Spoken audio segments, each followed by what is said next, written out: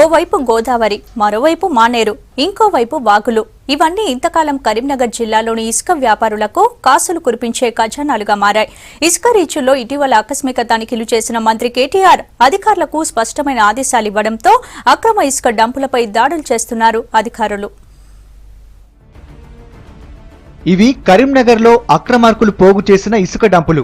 వీటిని చూస్తే చాలు కరీంనగర్ జిల్లాలో ఏ స్థాయిలో ఇసుక దొంగలు చెలరేగిపోతున్నారో అర్థమవుతుంది. జిల్లా కేంద్రాన్ని ఆనుకుని ఉన్న యలగందుల, ఖాజీపూర్ తదితర గ్రామాల్లో ఎక్కడ చూసినా ఇలా టన్నుల కొద్దీ ఇసుక డంపులు కనిపిస్తుంటాయి. వ్యాపారులంతా గ్రూపులుగా ఏర్పడి బైకులపై తిరుగుతూ రెవెన్యూ యంత్రాంగాన్ని భయపెడుతూ ఈ అక్రమ దందా యథేచ్ఛగా సాగుతోంది.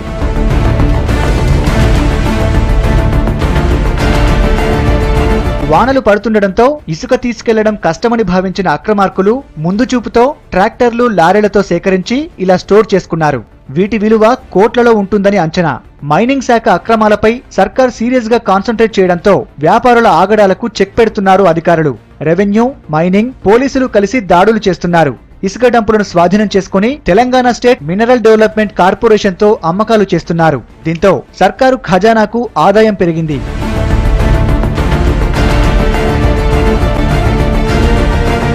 జిల్లా టూర్లో మంత్రి కేటీఆర్ తిమ్మాపూర్ మండలం కొత్తపల్లి క్వారీలో ఆకస్మిక తనిఖీలు చేశారు. అధికారిక ఇసుక రీచ్లో జరుగుతున్న అమ్మకాలను పరిశీలించారు. మైనింగ్, పోలీస్, రెవెన్యూ అధికారులు ఇంతమంది ఉన్నా కోట్లాది రూపాయల ఇసుక ఎలా తరలిపోతుందంటూ ప్రశ్నించారు. దీనికి వెంటనే చెక్ పెట్టాలని అధికారులకు స్పష్టమైన ఆదేశాలిచ్చారు.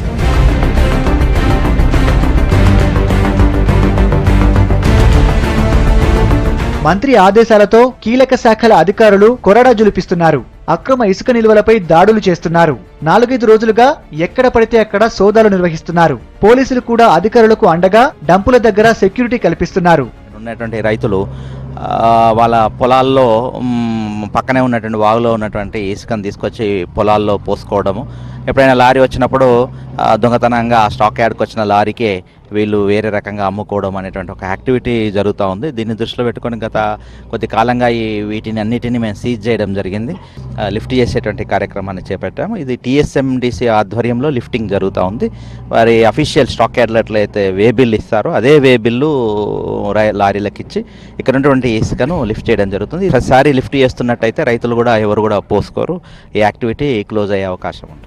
అక్రమ డంపులు స్వాధీనం చేసుకుంటున్న అధికారులు వాటిని విక్రయిస్తున్నారు. గత 2 రోజుల్లో తిమ్మాపూర్ మండలంలోని ఇసుక డంపులను స్వాధీనం చేసుకుని అమ్మకాలు చేస్తున్నారు.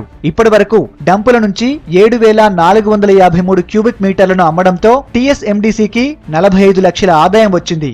మిగతా ఇసుక కూడా అమ్మితే మరో 60 లక్షల పైనే ఆదాయం వస్తుందని చెబుతున్నారు అధికారులు. ఏ ఒక్కరైనా వచ్చి ఇసుక మాది అని క్లెయిమ్ చేస్తే మాత్రం ఎవరిని వదిలిపెట్టే సమస్య లేదు. ప్రతి ఒక్కరి మీద ఇల్లీగల్ డంపింగ్ కింద కేసు రిజిస్టర్ చేసి జైలు పంపడం జరుగుతుంది. ముందు కూడా గ్రామస్తులు ఎవరు కూడా ఇలాంటి డంప్స్ ఎవరు కూడా పెట్టదని పోలీస్ శాఖ తరఫున మేము చెప్తున్నాం. గతంలో కూడా చాలాసార్లు హైదరాబాద్ సంబంధించినవి కానీ వేరే లోకల్ కానీ వేబిల్ లేకుండా వెళ్తే చాలా కేసులు నమోదు చేయడం జరిగింది. దయచేసి ఇలాంటివి ఏమి చేయదని చెప్పి గ్రామస్తులను కోరుతున్నాము.